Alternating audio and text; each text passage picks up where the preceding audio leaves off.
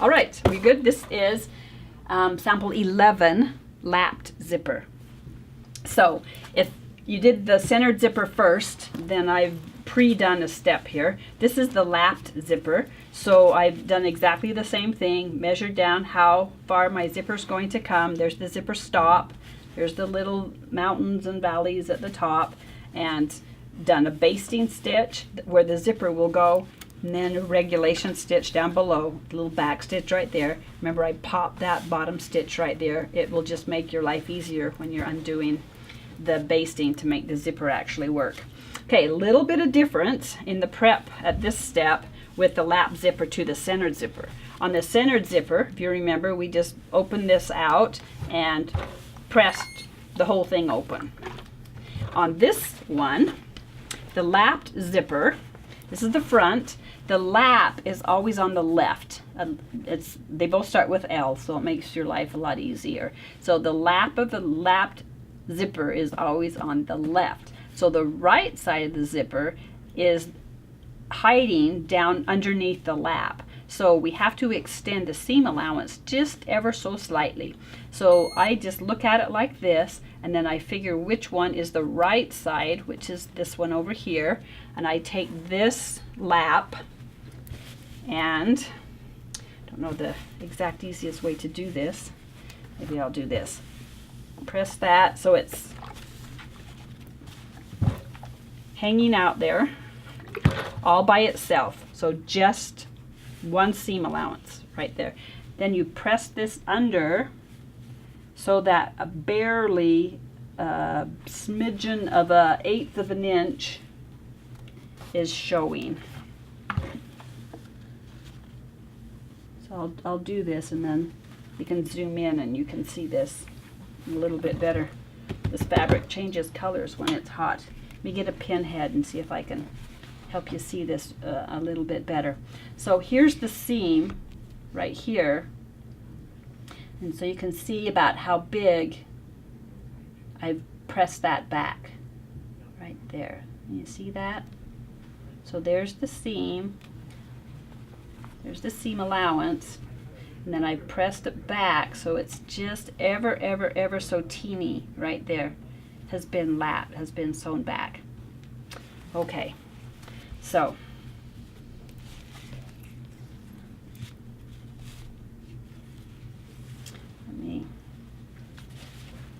so this is the right side of the zipper, and then if we go back underneath here, you can see where the reinforcement stitching was, and that's where the zipper stop was supposed to be. So I'll put that right there at the zipper stop. Alrighty. And then keep this little underlap thing going on, and I'm pinning it. How to do this with the angle that you can see. Let's find this again. So I'm going to pin this so that tiny little lap that I pressed under is just not on riding on top of, but it's just kind of snugged up to the bump of the zipper teeth. So just right up against the zipper teeth. So when I get to the top, you can see that my little mountain peaks are poking off the top right there. I'm going to take this over to the machine and get it sewn. Okay, well, last time I left off, my needle was over there, so just have to stop and think. Here's my needle, here's my zipper, here's my foot, so I want the needle in the middle of all that. So I can put that down, and I am sewing just on that little bitty lap that I just pressed under. Make sure you never catch this side of the seam allowance, or you've gone through your fashion fabric and then the zipper won't work. So I just start at the bottom of the zipper tape. You could back stitch if you wanted, but it's not going to be critical because you're down in the lower 40 down there and nothing's going to happen to the zipper afterwards. So I'm just sewing nice and straight using the edge of my presser foot as a guide right up against that edge of the fabric. And make sure if your needle is all the way over, it's going to be hitting in the right place, exactly where you want it. And then just keep that snugged up against the zipper. If you want to, you can lift your presser foot up. She says as her presser foot falls off. You lift your presser foot up and actually unzip the zipper. Ta-da-ta-da. And then get that zipper pull out of the way and come all the way to the top. Do a back stitch because it's going to get caught in a seam allowance. And the right side of the zipper is in. All right. So, okay, now zip that back up and remember to put that to the top. And this now will just lay down.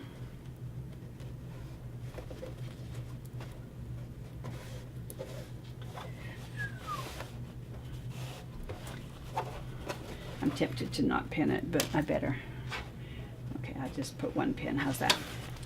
Okay, so now I come to this side. Feel, there's the zipper stop right there. So I gotta make sure I'm behind or below that. I want to not hit that with my needle. Move my needle. Here's my zipper. There's the foot, so the needle has to move again. And I want this dead center in that seam allowance. So I'm just gonna bury it right there. Don't back stitch, but you might want to hang on to this just so it doesn't get caught down into the zipper tape. 1, 2, 3. I'm going to go over one more stitch. I did only 3 when I tried to do a centered zipper. And a lapped zipper, instead of 1/4 of an inch, I have 3/8 of an inch. So let's see if I like that. Actually, I think I'm going to go over just a smidgen. There,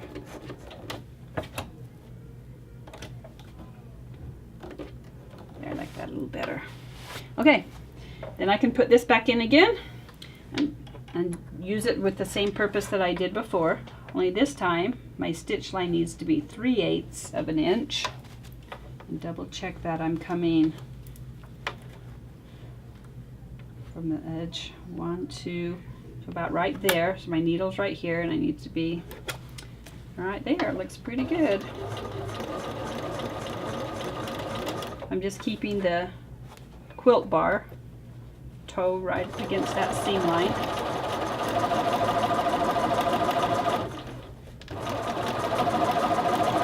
And just like the lap zipper, when I get up here to the top,